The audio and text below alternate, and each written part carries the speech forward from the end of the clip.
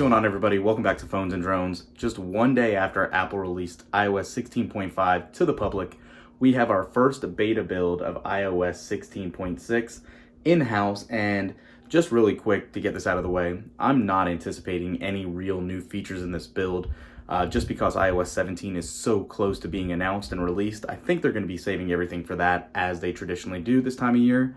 But having said that, obviously we have a new build, we have a new beta build, and there should be something new to warrant this new dot release.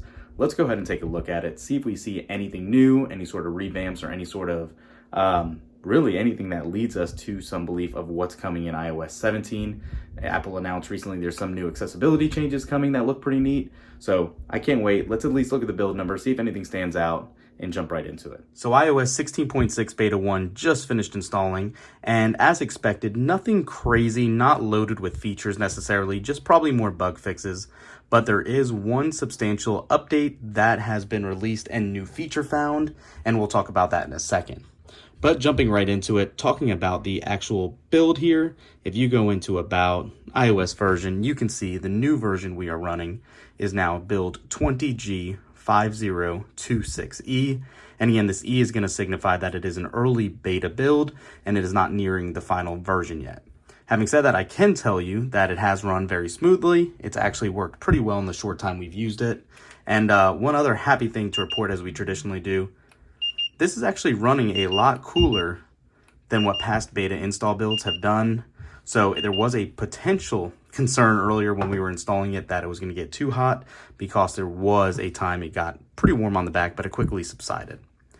Beyond that, they also released iOS 16.6 Beta 1, iPadOS 16.6 Beta 1, and macOS 13.5 Beta 1, and watchOS 9.6 Beta 1. You obviously do have your tvOS builds as well, but not too much else with this build aside from one feature I want to talk about, and that's iMessage contact key verification. So what this is, as you can see, is that it is meant to help journalists or anything like that really be aware of their surroundings and make sure they're not compromised. As you can read here, it says, such as journalists, human rights activists, and members of the government can choose to further verify that they are messaging only the people they intend, and it is a way to kind of ensure that that is done. As you can see in this message here, it is letting you know that at the bottom, an unrecognized device may have been added to Jenny's account who's been messaged, so it's all for security purposes and preferences.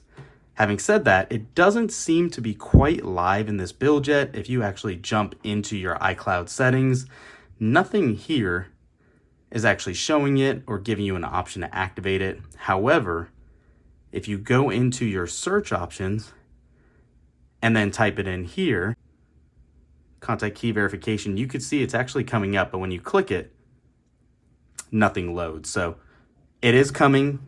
I'm assuming it might be in beta 2, or it could be a back-end swap that just needs to be flipped on. But aside from that, nothing else is really going on with this build. As far as release schedule goes, traditionally we won't get another one for 2 weeks, and that, considering it's a Friday build, I would not imagine getting one until about the 12th, the 13th, possibly the 6th. But that would be when I'm expecting the second beta to drop. This beta will run for quite a few months, probably into, I would say July timeframe. This will overlap with iOS 17 as well. That will be released on the 5th. So yeah, that's it for this one. Let me know what you guys think in the comments down below. You like all these betas? Are you kind of over them? Let us know. Thanks for watching. We'll catch you in the next one. Peace.